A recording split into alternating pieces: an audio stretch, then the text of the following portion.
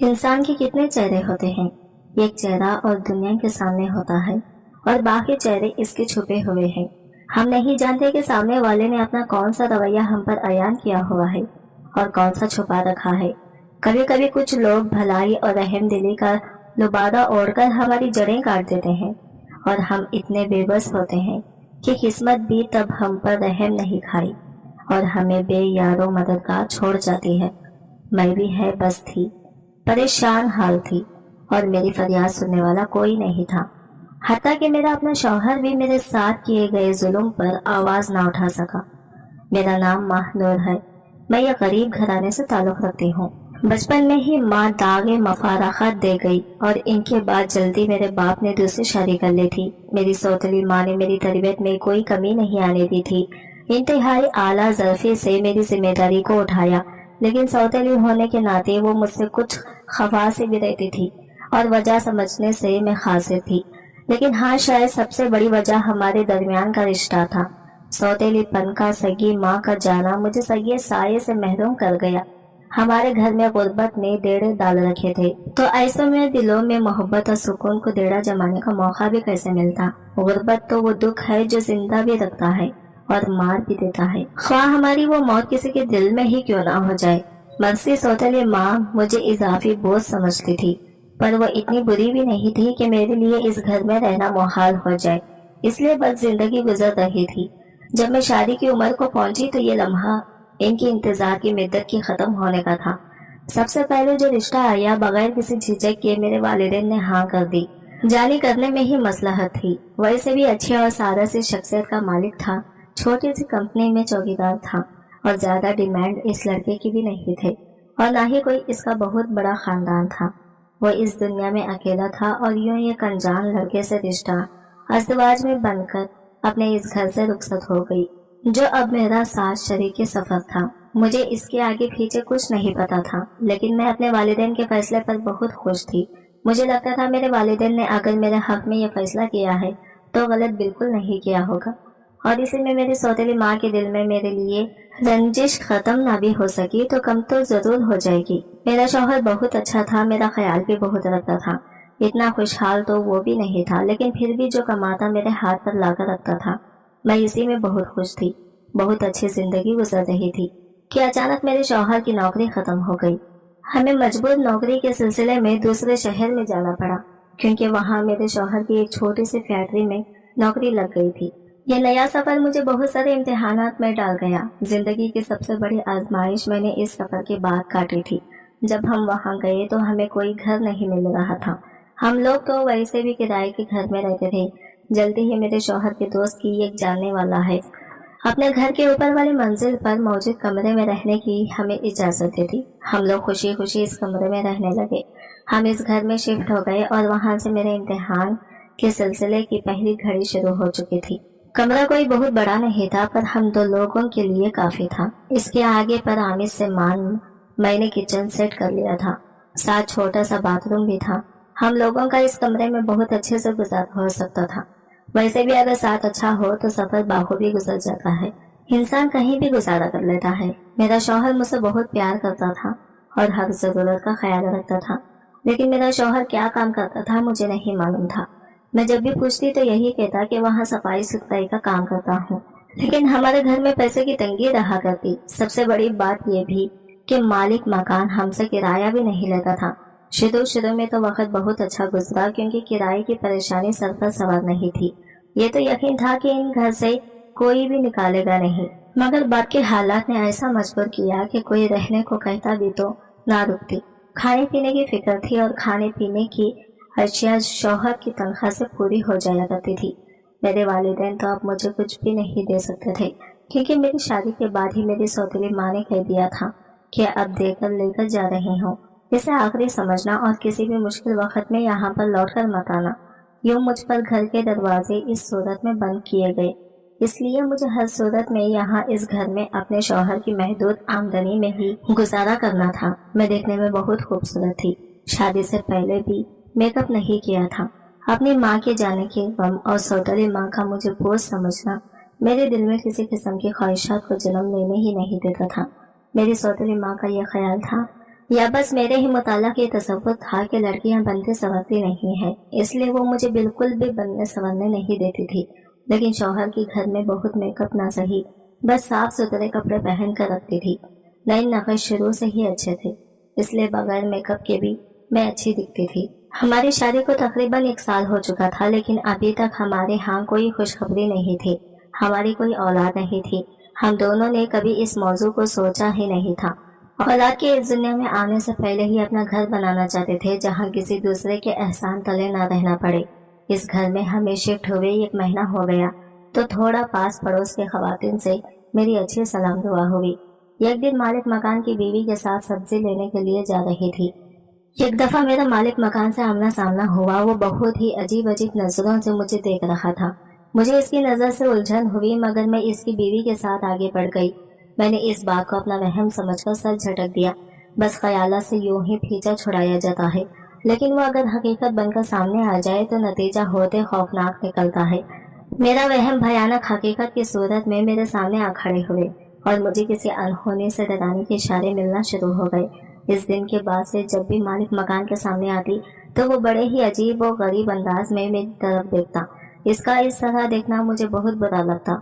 मुझे इसकी नीयत कुछ ठीक नहीं लग रही थी।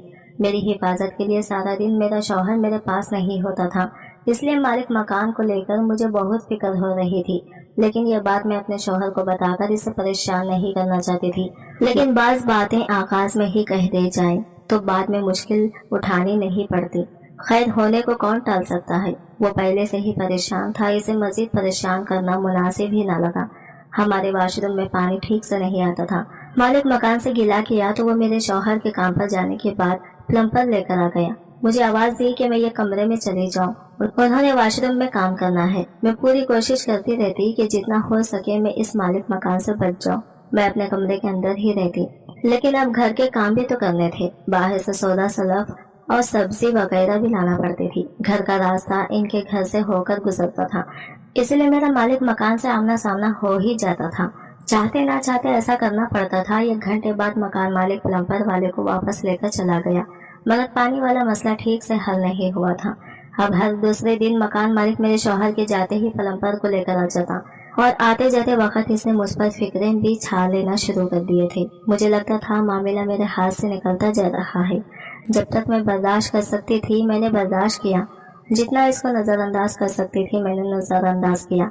अगर वो मुझे कुछ बोलता भी था तो मैं इसे भाई कहकर जवाब देती ताकि इसे शर्म आ जाए। लेकिन लगता था इस इंसान में शर्म बिल्कुल नहीं थी, ढीठ बना हुआ था। ऐसे ही 2 माह गुजर गए। मैं जाने एक दिन अपने शौहर को दबे दबे लफ्जों में कहा कि हमें ये घर बदल लेना चाहिए। इसने मुझसे वजह पूछी तो मैंने असल बात बताने से गरेज बरता कि मामला बस ऐसे ही रफा दफा हो जाए और कहा कि घर बहुत छोटा है, हमें अपने मुताबिक घर लेना चाहिए। लेकिन इसने कहा कि हम 2 लोगों के लिए काफी है, ज्यादा परेशान मत हुआ करो। मैं इसे क्या बताती कि घर तो 2 लोगों के लिए काफी है, लेकिन यहाँ मुझे अपनी इज्जत का खतरा है और यह खतरा दिन ब दिन बढ़ता चला जा रहा था। और एक दिन तो हद ही हो गई। मैं सब्जी लेकर घर वापस आ रही थी। जैसे ही मैं दरवाजे से अंदर दाखिल हुई मेरा मकान मालिक घर से बाहर जा रहा था। इसने मेरा हाथ पकड़ लिया। मैंने जबरदस्ती इससे हाथ छुड़वाया। किसी की मौजूदगी का मालूम करना चाहा तो पता चला इसकी बीवी सामने नहीं थी। शायद इसीलिए इसने इतनी हिम्मत की थी, जिस पर मुझे अपने शौहर को बताना बहुत जरूरी हो गया था। इस शाम को मैंने अपने शौहर से कहा, मालिक मकान की नजरें ठीक नहीं है, मुझे वो आदमी ठीक नहीं लगता। अच्छे काम थोड़ा खा लेंगे, गुजारा भी होता रहेगा, लेकिन हमें इस घर से जाना ही होगा। मेरे शौहर ने कहा, हम इस घर से नहीं जाएंगे, मैं दूसरे घर का खर्चा नहीं उठा सकता। अगर हम लोग इस घर से गए तो शायद हमें भूखा रहना पड़े, फाका करना पड़ेगा, मुश्किल हालात का सामना करना पड़ेगा।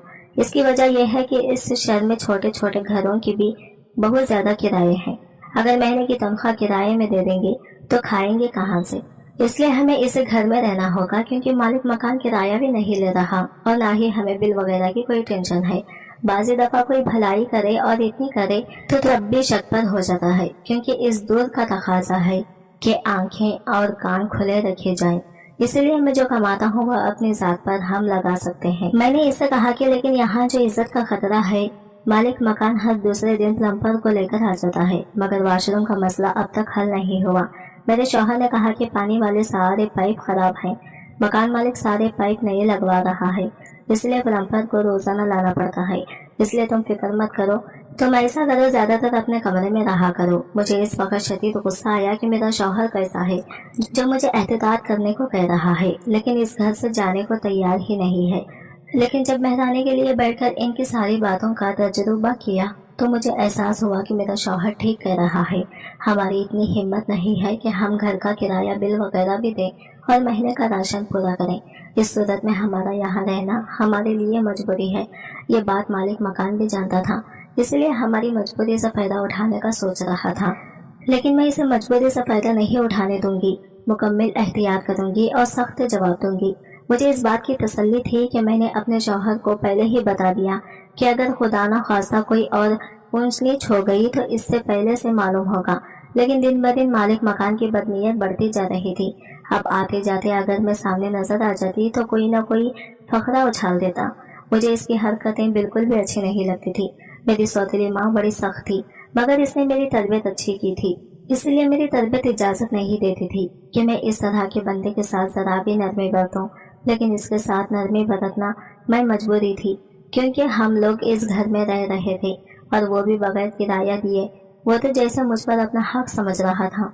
बल्कि कभी कभार तो रात को जब मेरा शौहर काम से वापस आता तो वो भी ऊपर आकर बैठ जाता। बेज़ाहिर तो मेरे शौहर से बातें करना इसकी नजरें मेरे साथ साथ घूम रही होती थी। घर इतना आनमा नहीं कि इसकी नजरों से कहीं छुप जाती। शायद मेरे शौहर को भी इस बात का डर था, लेकिन इसने कभी अपनी बातों से यह एहसास नहीं होने दिया कि इसे यह बात नागवार लग रही है। इसलिए इसने तकरीबन एक हफ्ता यही रोश अपनाए रखी। एक दिन जब मालिक मकान घर आया और मेरे शौहर भी घर पर मौजूद नहीं थे, इसे देखकर तो मेरे पैरों तले से जमीन निकल गई, क्योंकि इसकी बीवी कुछ दिन के लिए मैके रहने चली गई थी। मेरा शौहर काम पर गया था, इसलिए आराम से मैं बाहर धूप में बरआमदी में बैठी हुई थी। अचानक मकान मालिक आज फिर प्लम्बर को लेकर आ गया।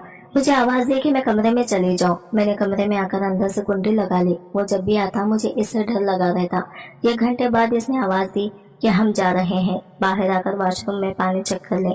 अब पानी वाला मसला हल हो गया है।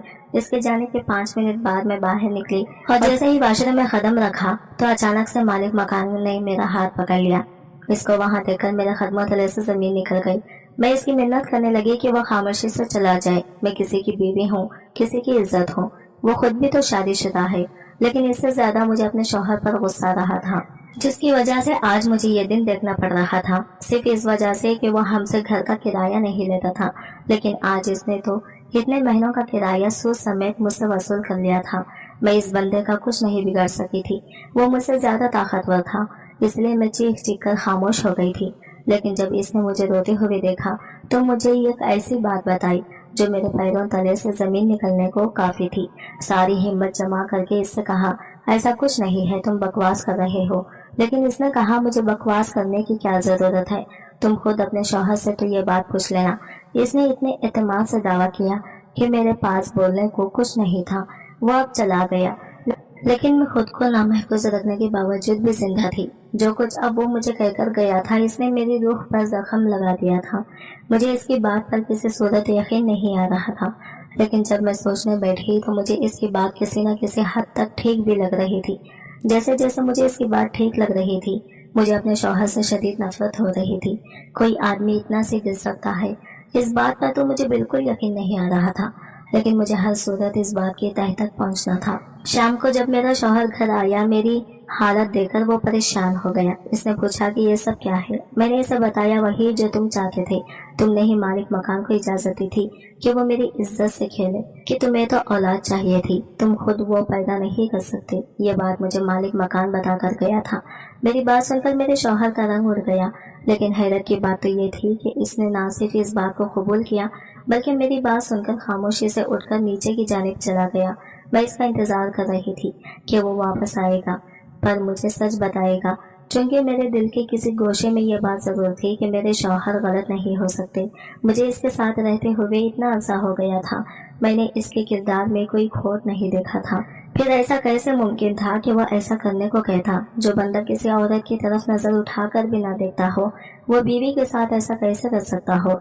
बहुत देर हुए के बाद भी मेरा शौहर नहीं आया तो मैं अपनी हिम्मत जमा करके कमरे से बाहर निकली, लेकिन इतनी हिम्मत नहीं थी कि मैं नीचे जाकर इसके बारे में पता करती, क्योंकि इस बंदे का सामना करने की मुझ में दोबारा हिम्मत नहीं थी। शाम से रात हो गई, लेकिन मेरे शौहर का कुछ पता नहीं था। सारी रात मेरी आंखों में गई, पर मेरा शौहर वापस न आया। इसका फोन मुसलसल बंद आ रहा था। अब मुझे ज्यादा परेशानी लाहक हो गई थी। सुबह जब मैंने मालिक मकान के काम पर जाने के बाद घर से बाहर कदम निकाला अपने शौहर की तलाश के लिए, लेकिन मेरे शौहर का इस मोहल्ले में कोई दोस्त नहीं था। जाती तो किसके पास जाती? पता करने मालिक मकान की बीवी घर पर नहीं थी। मालिक मकान से मैं मकान की बीवी घर पर नहीं थी। मालिक मकान में कुछ पूछ नहीं सकती थी, इसलिए वापस आ गई, क्योंकि छत के अलावा कोई ठिकाना भी नहीं था। मुझे यही बैठकर अपने शौहर का इंतजार करना था, और मेरे हिस्से में दिन रात का इंतजार बचा था, जो मैं सब्र के घूंट पीकर कर रही थी। शौहर को गए हुए 3 दिन गुजर चुके थे। इसका कुछ अता पता न था।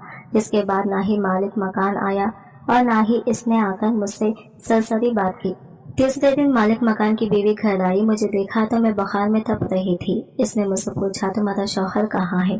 दवाई वगैरह क्यों नहीं ली? मैं इसे क्या बताती, लेकिन मैंने इसे सच बता दिया कि वो 3 दिन से पहले गया था, मगर अभी तक वापस नहीं आया। वो ये क्या हैरान हुई बोली कि तुम कैसी बीवी हो, 3 दिन से हाथ पर हाथ धरे बैठी हो। तुम्हें तो अब तक गुमशुदगी की रिपोर्ट दर्ज करवा देनी चाहिए थी। मैं इन्हें क्या बताती कि मेरे साथ तो कोई भी नहीं है कि मैं जिसके साथ जाकर रिपोर्ट दर्ज करवाऊं। मालिक मकान की बीवी की फितरत अच्छी थी। इसी वक्त वो मुझे साथ लेकर पुलिस स्टेशन चली गई। यकीनन इसने अपने शौहर को नहीं बताया था, वरना वो आदमी तो कभी भी रिपोर्ट दर्ज न करवाने देता। ये बात तो वो भी जानता था कि 3 दिन से मेरा शौहर घर नहीं आया, लेकिन इससे आकर ना ही मुझसे पूछा और ना ही मेरे शौहर के बारे में कोई रिपोर्ट दर्ज करवाई। जब मैंने सारी मालूमात पुलिस वालों को दी तो उन्होंने हमेशा की तरह वादा लिया कि वो मेरे शौहर को तलाश करेंगे, लेकिन पुलिस वालों के वादे की सच्चाई क्या है ये तो मैं अच्छे तरीके से जानती थी। इस वाकये को तकरीबन 2 हफ्ते गुजर गए थे, लेकिन मेरे शौहर का अभी तक कुछ अता पता नहीं था। मेरी परेशानी हद से बढ़ चुकी थी। इसने ये भी नहीं बताया कि वो किस कंपनी में नौकरी करता है। मैं वहीं से जाकर कुछ पूछ लेती। आखिर तक अगर मैंने जाकर मालिक मकान से बात की, इसने कहा कि मैं भी तुम्हारे शौहर को ढूंढ रहा हूँ, लेकिन इसके बारे में कुछ मालूम नहीं हो रहा। मैं ये तो नहीं जानती थी कि मालिक मकान काम क्या करता है, ना ही मुझे इस चीज से कोई मतलब था, पर मैं बस एक ही दुआ कर रही थी कि मेरा शौहर जहाँ भी हो बिल्कुल ठीक हो और वापस आ जाए, क्योंकि इस दुनिया में मेरा वाहिद सहारा वही रह गया था। पिछले साल ही मेरे बाप का इंतकाल हो गया था। अब इस घर में तो मुझे सौतेली माँ ने दाखिल होने नहीं देना था। वक्त गुजरने के साथ मेरी बेचैनी बढ़ती जा रही थी। एक रात जब मैं कमरे में सो रही थी, अचानक निचले पोर्शन से बहुत ज्यादा आवाजें आना शुरू हो गई। मैं कमरे से बाहर निकली तो ये देखकर हैरान रह गई कि वहाँ पर हर तरफ पुलिस ही पुलिस थी, और वो मालिक मकान और इसकी बीवी को पकड़कर ले जा रहे थे। गुमान अक्सर गलत साबित होते हैं। मालिक मकान की बीवी के बारे में कहीं ना कहीं मेरे गुमान भी गलत साबित हो चुके थे। इससे पहले कि मैं पीछे हटकर कमरे में जाती, एक अहलकार नजर मुझ पर पड़ गई। वो मुझे भी इनके साथ पुलिस स्टेशन ले गए। मैंने कहा कि मैं तो कुछ नहीं जानती, मुझे किस जुर्म में पुलिस स्टेशन लेकर जा रहे हो?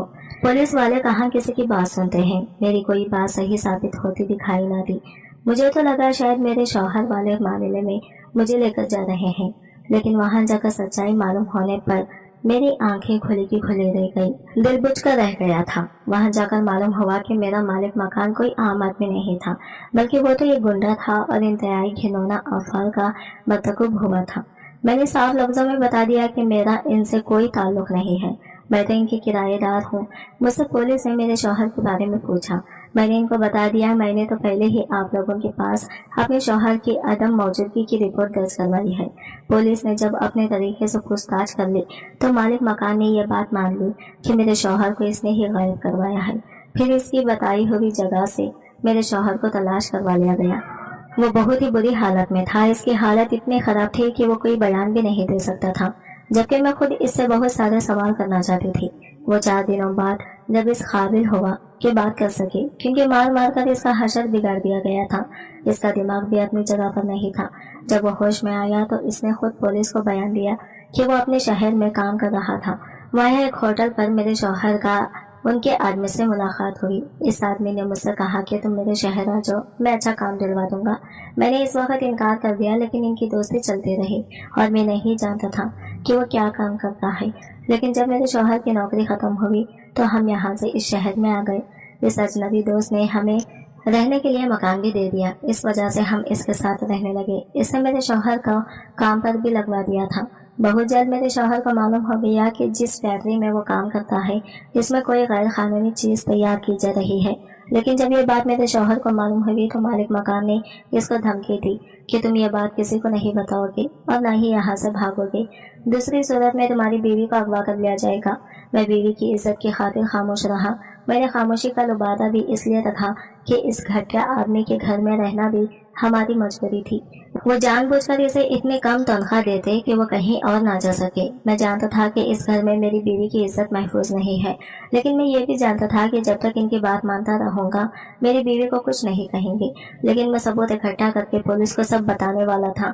شاید ان لوگوں کو اس بات کی بھنک لگ گئی تھی، اس لیے مالک مکان نے میرے ساتھ زبردستی کی۔ میری بیوی کو یہ کہہ دیا کہ تمہارے شوہر کے کہنے پر وہ یہ غلط حرکت کر رہا ہے۔ شوہر کے بیان سے ہی معلوم ہوا کہ جب میرا شوہر نیچے مالک مکان سے جواب طلب کرنے گیا کہ میں نے تم لوگوں کے ساتھ کوئی دھوکہ نہیں کیا تو پھر کیوں میری بیوی کی عزت پر ہاتھ ڈالا، تب مکان مالک اور اس کے گنڈے دوستوں نے مجھے بے ہوش کر دیا اور تہہ خانے میں بند کر دیا، اور لوگوں نے مجھے بہت مارا۔ لیکن شاید میری زندگی باقی تھی کہ پولیس کو ان کے اڈے کی اطلاع مل گئی۔ پولیس نے وہاں پر چھاپا مارا، جس کے نتیجے میں بھی چھوٹ گیا۔ پولیس نے میرے شوہر کو بھی چھوڑ دیا کیونکہ میرا شوہر بے گناہ تھا، اس لیے پولیس نے ہمیں بھی چھوڑ دیا۔ ہمارے پاس پناہ تو کوئی نہیں تھی، لیکن اس مالک مکان کی بیوی نے ہم دونوں کو اپنے ہی گھر میں رہنے کی دعوت دی کہ وہ آدمی تو کبھی جیل سے باہر نہیں آئے گا، آیا بھی تو میں اسے اس گھر میں رہنے نہیں دوں گی۔ اسے بھی اپنے شوہر کا ہر غلط کام میں ساتھ دینے پر پچھتاوا تھا، کیونکہ یہ پھر اس نے دھوکے سے میرے ساتھ شادی کی تھی۔ ایسا انسان میرا شوہر بننے کے لائق نہیں ہے۔ ہم لوگ اس گھر میں عزت سے رہنے لگے۔ مالک مکان کی بیوی بڑی بہنوں کی طرح میرا خیال رکھتی تھی، میں بھی اسے بڑی بہنوں جیسی عزت دیتی تھی۔ پہلے بھی ہمارا وقت بہت اچھا نہ سہی اور برا بھی نہیں گزر رہا تھا، لیکن غربت کے ہاتھوں تنگ آ کر میرے شوہر نے ایک اجنبی آدمی پر اندھا اعتبار کر لیا اور یہی ہم دونوں کی بربادی کا سبب بنا۔ آخر میں بس اتنا کہوں گی کہ کبھی بھی یہ راہیں چلتے انسان پر اعتبار نہیں کرنا چاہیے۔ آج کل حالات بہت خراب ہیں، جتنا ہو سکے ایسے لوگوں سے